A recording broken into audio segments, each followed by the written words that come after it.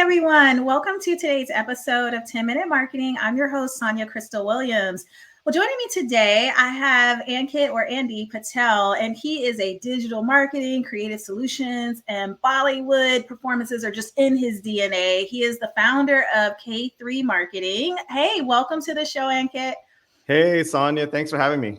Absolutely. So I'm going to just jump right into like what K3 Marketing does and just like really the topic for today, which is around Google Ads, because you all at K3 are a Google premier provider when it comes to running ad campaigns in Google. You specifically focus on pest control industry. So for you all, just kind of in the world of Google Ads, what are the two of the types of campaigns that you feel like, and I know you're in the pest control industry, and those of you listening, you might be in multiple industries, but a lot to be learned from just hearing Ankit's expertise, even just related to that specific field. So what are some of the types of ads? Because Google has a lot of different types of ads people could run. If someone is in let's just say a service-based industry like that, what are some good types of ads people could run? Sure, good question. So essentially, being in the pest control industry or pest control space really means I'm in the home service contractor space. And a lot of the nuances and marketing strategies that you use in the home services space is virtually identical. 9 times out of 10, when a homeowner is looking for something or searching for a service related to their home, for something to be repaired, they're just going to Google it or search it, and life goes on. Very rarely are they going on Facebook or Instagram or TikTok, seeing what a plumbing company's up to or a pest control company's up to. Right. So in my experience, really just getting the information quickly and effectively is the most beneficial. And to answer your question, really search campaigns is the go-to. Okay. So search campaigns, define that. Some people aren't familiar when they hear the word search. What does that mean versus like maybe other types of things Google does? Sure. So Google is a behemoth of a company, and they offer so many different marketing solutions. Many of you know that Google owns YouTube. So essentially, when you run YouTube ads, those are what you call the video ads within the Google Ads platform. You can also have display ads where, sure, you've been on a blog or on some website and you've seen an ad up there. You can run remarketing campaigns where, you can target people who've already been to your site and retarget them back. There's also shopping campaigns, which comes up on the shopping list up on top. Yep. Search campaigns means people who have searched specifically on google.com.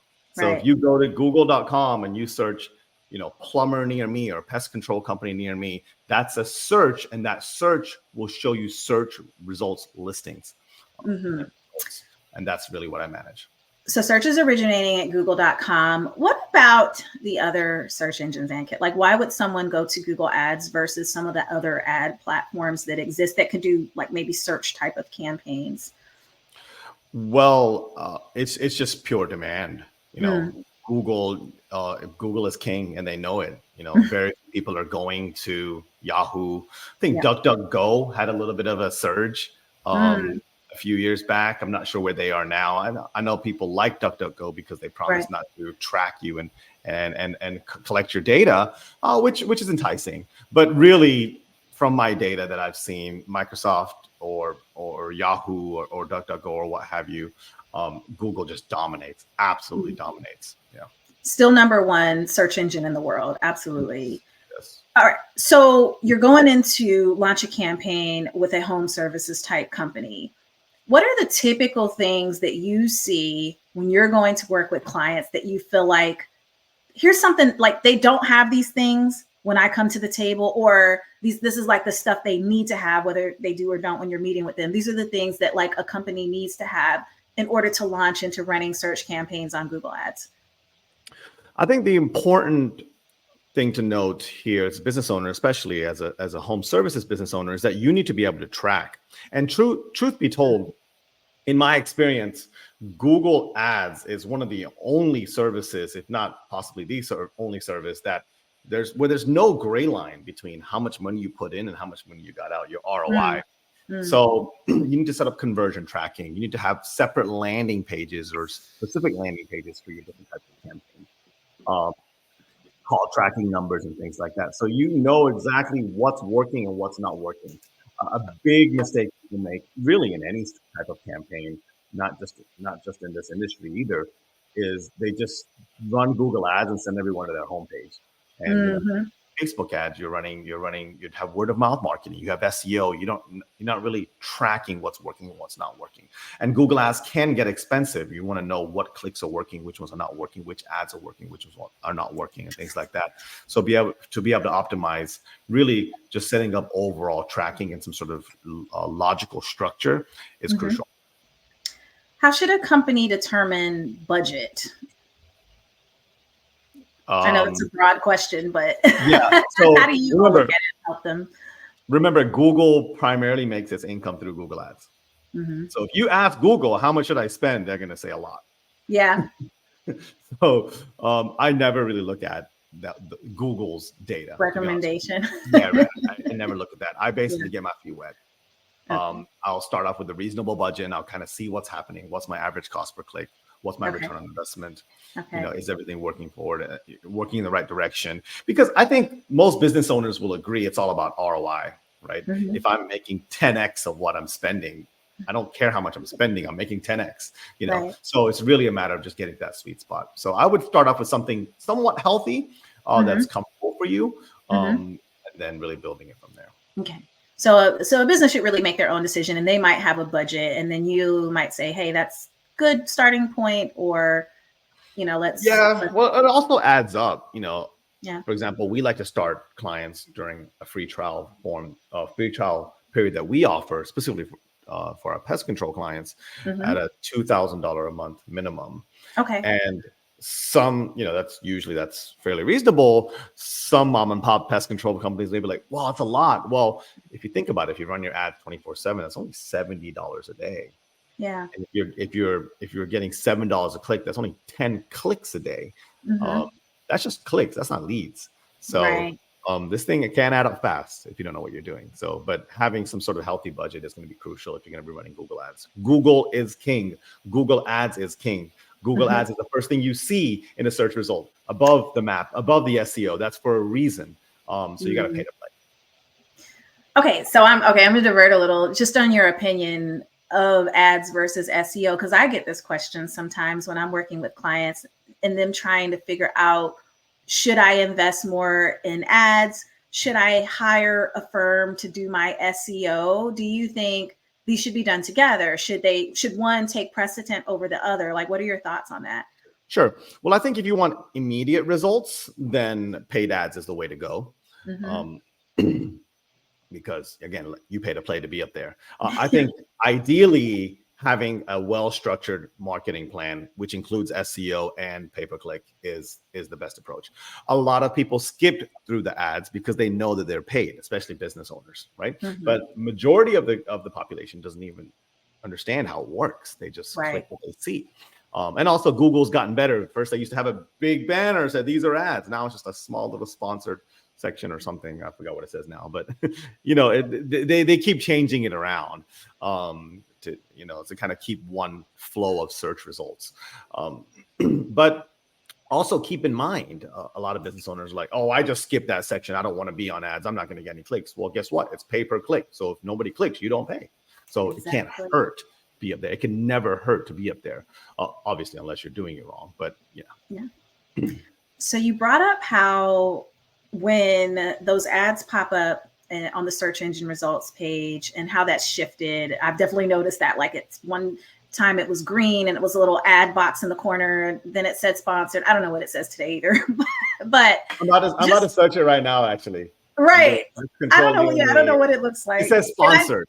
It says sponsored. Okay. I'm like, and you see it every day, but you don't think about it because it just kind of blends right in, But speaking of the changes that Google keeps making, how, if at all, are some of these technological advances starting to impact campaigns you're running? Simple one being AI, and where that is now fitting in. AI is a huge initiative with Google.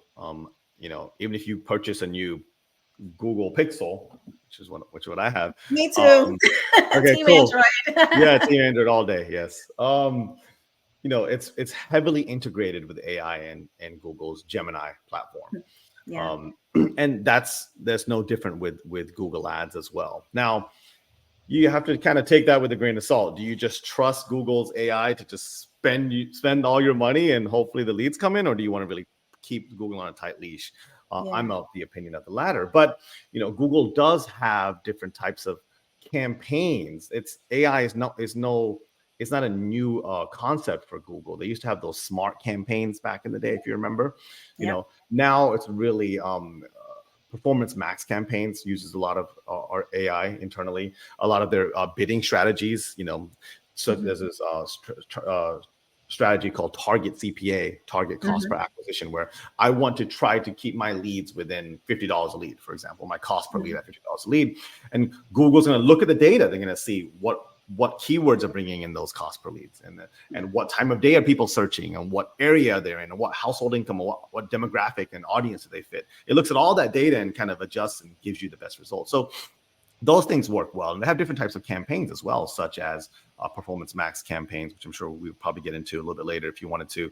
And I think that new one called Demand Gen out there. So that they have different types of campaigns out there that are really just like, hey, just tell me your website and I'll do the rest. And it can work if you know what you're doing. So I like how you put it. You decide how much you want to keep Google on a leash, because that's the thing with as you brought up earlier, like, this is how Google makes money. So you got to be careful I'm with you. Like, you got to be careful in what you allow them to do. I think, some of that AI stuff is great and plays a big role, but you got to monitor it. The way I kind of compartmentalize it is the search campaign or your low funnel. Those are the people who have identified that they want to hire someone for a service. They're looking for it by typing it in. Okay. And then the high funnel is really where you can use some of these AI driven campaigns, such as Performance Max, where they haven't really they've identified the issue, but we know that they have a pest control issue that may be interested in pest control services, and we'll just kind of continuously be in their radar. And typically the cost per click between search and Performance Max is huge. I mean, you're talking pennies versus dollars. So pennies on the Performance Max side, because it's more top of funnel. It's display, it's video, it's random searches that probably don't make sense. Right. Does baking soda get rid of ants? That type of stuff.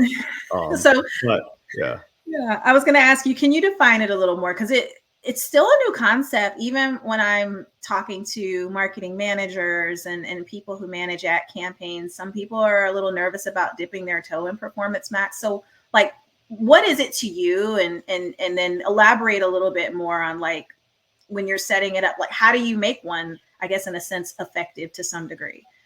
Yeah, I mean, you essentially just need to have a website or a landing page. So let's just say, for example, let's stick in the realm of pest control. You have a pest control page where you offer your services, and you have your pricing, and you have your coupon, you have everything you need on that page. Maybe some videos explaining your services, and whole about us section or whatnot. Right. And you essentially give that page to Google on your Performance Max, and here's my page, and it will pick the keywords for you. Now you can essentially, put in some headlines and some descriptions and upload some images and things like that. But it will sort of just pick the best. It's kind of like a responsive ad design. And it will just pick the best ad, I guess, variant for that user and that search. And it won't only just be search. It will be over all of Google's ecosystem. Even Gmail ads you could show up.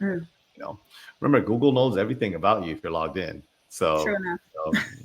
and if you have a Google Home, you have to say that word. I'm not going to say it right now because mine will trigger. But essentially, you have to, it has to be listening for that to happen. So if you say, if you're talking to I'm talking to my wife saying, honey, we need to update our pest control company. We have some ants. Maybe I may see an ant video ad. You never know. So it kind of all just flows in together. But setting it up, really just having some sort of landing page, giving Google all the information it needs, and then just letting it do its thing. Okay. For the people listening who are into conversions, you brought up conversion tracking earlier and the importance of ROI. How do you look at that? Are there certain metrics that you're tracking when it comes to measuring that? Just what does that look like in your world when you're monitoring that for clients? Sure. The easiest and the simplest way of doing it, and the most effective way of doing it, is to create landing pages specifically for your Google Ads campaigns. So let's say you have different campaigns. Let's take plumbing as an example. You have general plumbing, you have hot water heater, you have drains, you have sewage, you have different types of plumbing services, right? So let's just say drains. You have somebody searching drain related issues. So you want a page specifically for drains, and that page is only accessible through a Google Ads click. Okay. Essentially, you tell SEO and everyone to get out. It can be a separate domain, actually. It could be a .net of your domain, or a subdomain or whatnot. And on that page, that page is only accessible through a Google Ads click. So every visitor you get on that page is essentially from Google Ads, one. And then on that page, you put a call tracking number on there. Okay. We use a third-party tool called Call Tracking Metrics. They're pretty good. There's another one out there called Call Rail. But essentially, it's pretty easy to set up call tracking number, just a local number that rings directly to your cell phone or your office. Okay.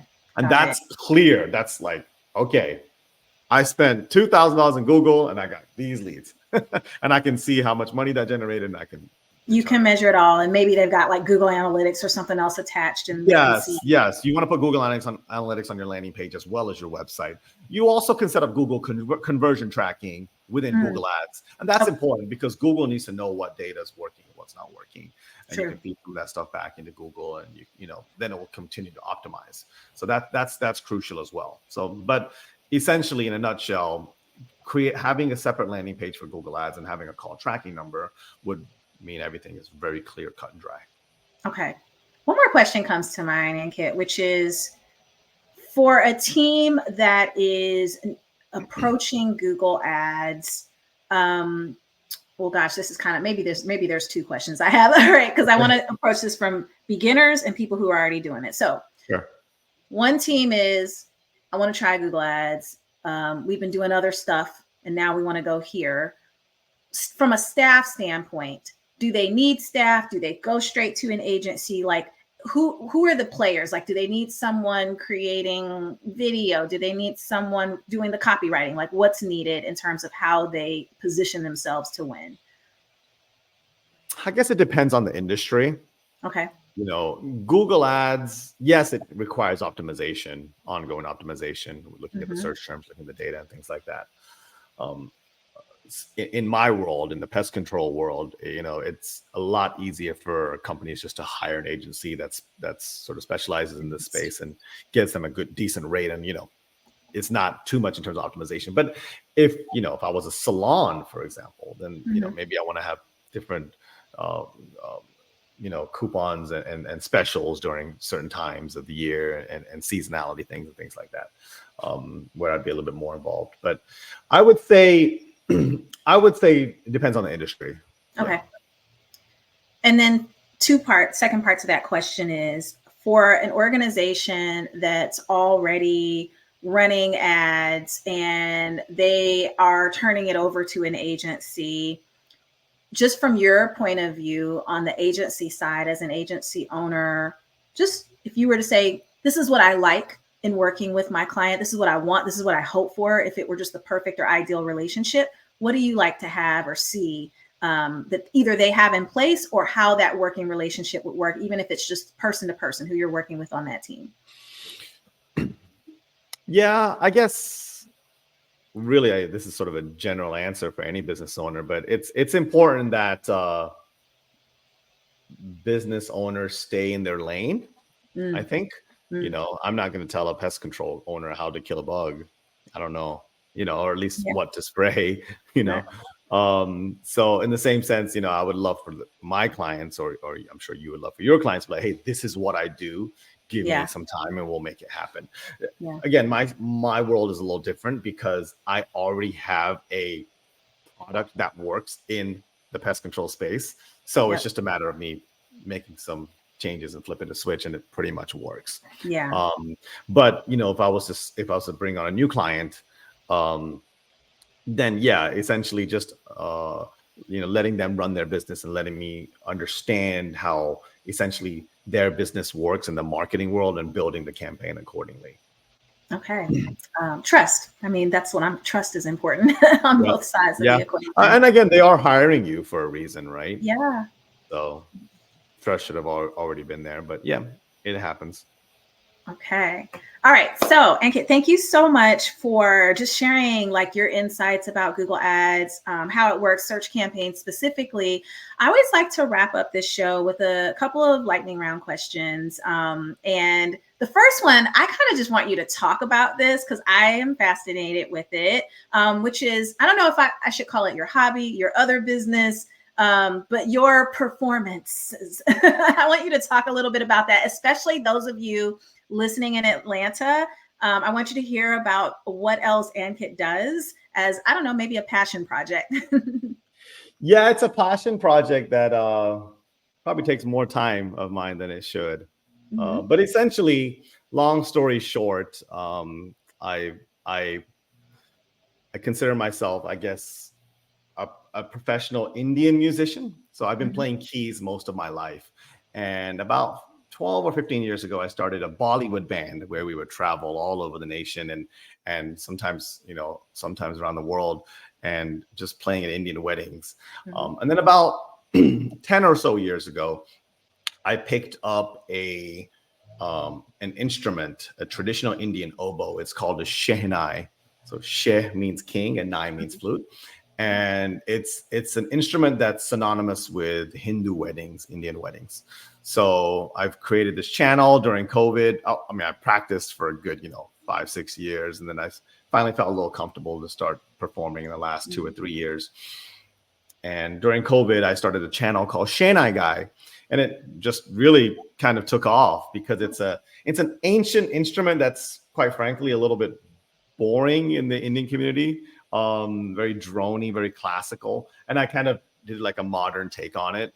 And people really appreciated it. And almost every weekend I'm somewhere in the nation playing this instrument at an Indian wedding. And then about a year ago or so, I made the decision, I really wanted to sort of bring this instrument and other world musicians together and have some sort of stage and some sort of platform for us to showcase our talent and put on a show. So I started a ensemble called Surya, Surya, Surya Ensemble. We host monthly shows in the city of Atlanta. I have a violin player, a viola player, classical guitarist. I play the shehnai. We have a dancer, and I have this Persian percussionist. So it's a pure East meets West sort of experience. It's a show that I produced. I produced the music, produced the whole concept and things like that. And it's an hour-long show called Elements. At least that's the first debut show, where we take you through a journey of the 4 elements of the world: earth, wind, water, and fire, through music and art and culture and dance and lights and stuff like that, and narration. So yeah, it's a pretty cool concept and something I'm really passionate about and looking to take it to the next level. It's an experience. You're being modest. No, it's an awesome show, everyone listening. And what I'll do is I'll drop the link to where people can see more about the show and what upcoming events and what dates are coming up, so you can get tickets. So everyone be on the lookout for that. Also, thank you for coming to one of my first shows as well, by the way. Yeah, absolutely. No, it was an experience. And also from the Google Ads marketing side of things, K3.marketing. So everyone, will drop the link to that too. If you're in the home services industry, you offer, is it a 1-month trial? I offer a 1-month free trial for pest control companies. Okay. For other home services, we'll talk if you're interested. We'll talk. Okay. Pest control is the niche that Ankit focuses on. So everyone, be on the lookout for that. Thank you so much, Ankit, for being here today, and look forward to talking to you again. Thanks everyone for listening. Thank you so much. All right.